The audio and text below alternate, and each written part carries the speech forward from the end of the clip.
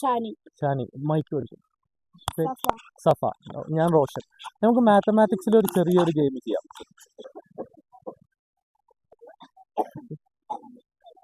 ഇത് ടീച്ചറെ കൈ പിടിച്ചോളൂ.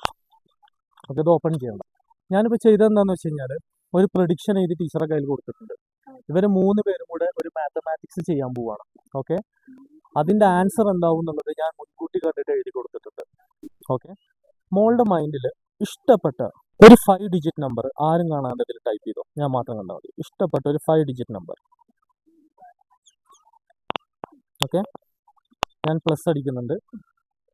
ഓക്കെ, ഇനി ടീച്ചറുടെ ഒരു ഇഷ്ടപ്പെട്ട ഒരു 4 ഡിജിറ്റ് നമ്പർ അടിച്ചോളൂ.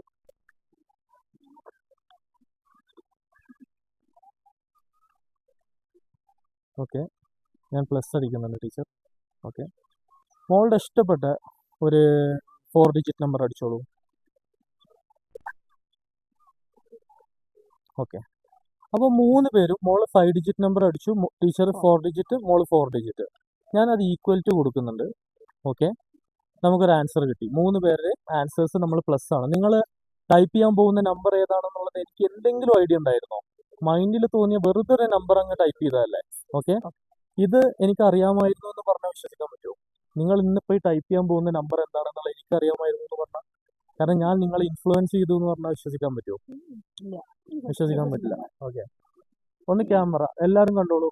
ടീച്ചറും സ്റ്റുഡൻസ് എഴുതിയ നമ്പർ 998761 അല്ലേ?